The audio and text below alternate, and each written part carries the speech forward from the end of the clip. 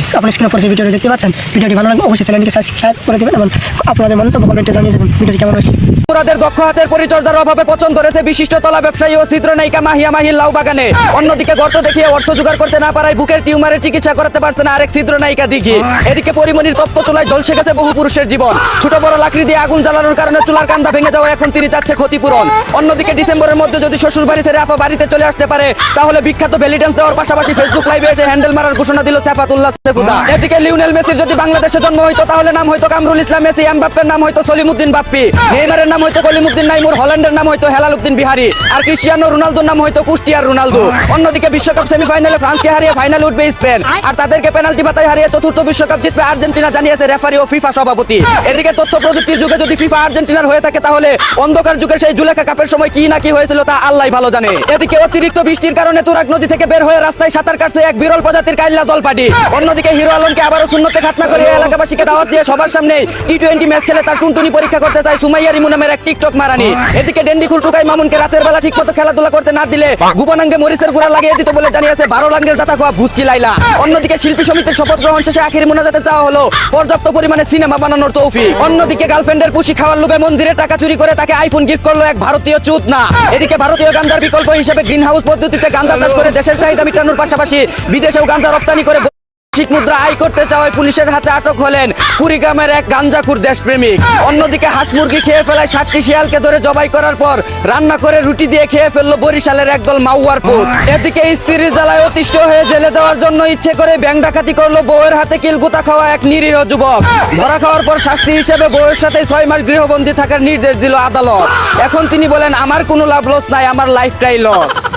এই ছিল দেশে ঘটে যাওয়া সব চুদুর বুদুর খবর। চাইনা থেকে আগত মিস্টার চুদলিং পংকে সাথে নিয়ে আমি ছিলাম চিন্তা কর্মজীবর। শুনছিলেন আপনারা আবাইত্যা টিভির দুঃসংবাদ। এতক্ষণ সাথে থাকার জন্য ধন্যবাদ।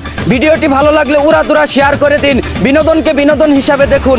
গাইস, আপনি স্ক্রিনে পড়ে যে ভিডিওটি দেখতে পাচ্ছেন, ভিডিওটি ভালো লাগলে অবশ্যই চ্যানেলটিকে সাবস্ক্রাইব করে দিবেন এবং আপনাদের মন্তব্য কমেন্টে জানিয়ে যাবেন ভিডিওটি কেমন হয়েছে।